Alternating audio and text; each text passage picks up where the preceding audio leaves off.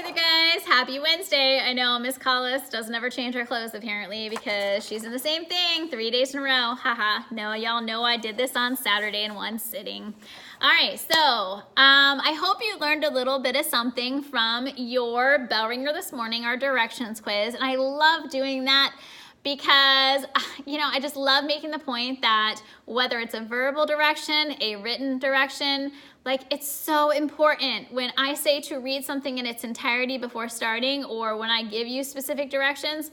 Goodness gracious, it's like the easiest way to be successful in this class because half the battle is your ability to listen and follow through correctly. So, but I will say, do not give this away to classes after you. So make sure you keep it a secret because I want to see how everybody can do. And I might be giving out some little treats for certain classes if you guys didn't give it away. And I'll know because kids talk and you guys know that. So don't give the surprise away about the directions quiz because I really enjoy seeing it. And it's not to say, hey, you fool, you didn't listen. It's just a lesson to be learned that it's important to read directions the way that it's being asked. All right, so today I've only got one more video after this, and it's a quick final video to get ready for Miss Collis to come into this classroom with you tomorrow. But this video is about sort of pre-assessment stuff. And the things that I'm going to talk about to you is your pre-writing assessment. So, my 5th and 6th period, I'm talking to you. This is your writing pre-assessment. So, your guest teacher is going to be passing out this double-sided article and a lined piece of paper. So I've got notebook paper and this is being passed out. So once you get this, I want you to put your first and last name and your class period on it. And same thing with the lined notebook paper. When you get the piece of paper, put your first and last name and your class period on that because both of these are, no, they're not going to be collected today. They are going to be collected. If you finish today, it'll be collected today. If you need more time, you'll be turning it in tomorrow to me. So what is this? Obviously, you are a 7th grader, and hopefully you had some 6th grade writing instruction, and hopefully writing instruction before that. There's a lot of different things that you have learned. One of the things that you're going to learn this year is that we are heavily textual evidence-based writing. So I don't want to waste anybody's time by reteaching you things that you're already good at, that you already know. Like, I never want to waste anybody's time, and I don't ever want to make you do work that you're like, dude, I already know this. Why are we doing this again? So in order to avoid that, that is what this is for. So you have the rest of the class until the bell, aka until your guest teacher dismisses you, to think about this, read this article, and write. So your article is pros and cons of year-round school.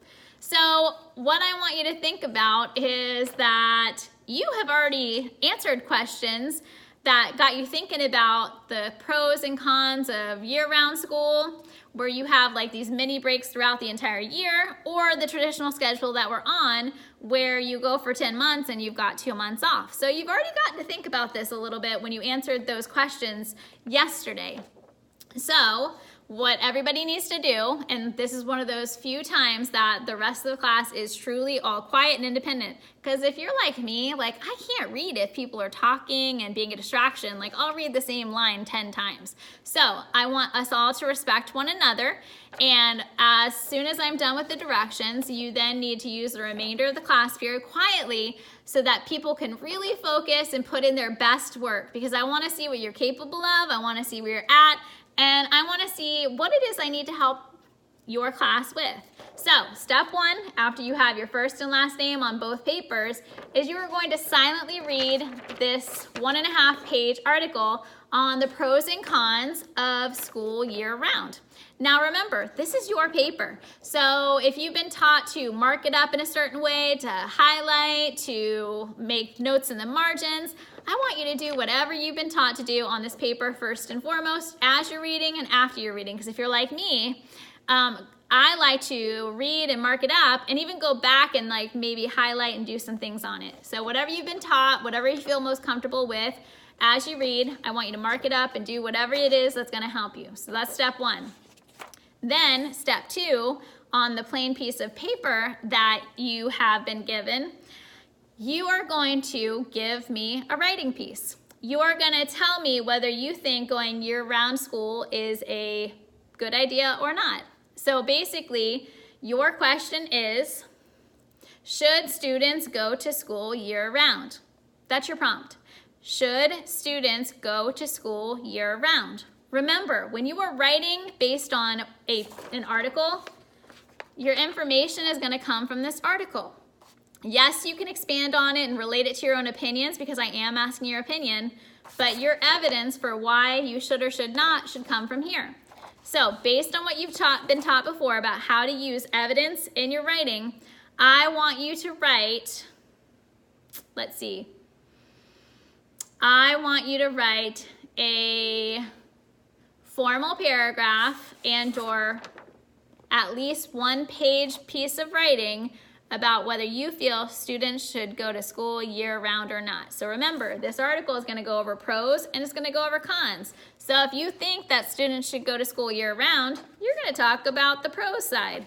If you're gonna say, no, I think it's not a good idea to go to school year-round, you're gonna include evidence from the con side. Remember guys, you are not getting graded on this. This is not something where I was like, oh my gosh, they couldn't even do this. Because I'll be honest, oftentimes you haven't been taught the way that I teach you to write, and you haven't been taught the things that I teach you how to do that help you to be more successful at this. So get the stresses out of your mind. I'm not going to be judging this. It's just for me as a tool to know, okay, most of these kids don't know how to do this or that, so I'm going to teach them that. That's all it is. But I do expect for you to try your best and do whatever it is you've been taught. If you feel like you haven't been taught much, just write the best one-page piece of writing about why you should or should not that you can. And you get the remainder of the class to do so. If you need more time, please take it home and finish it up.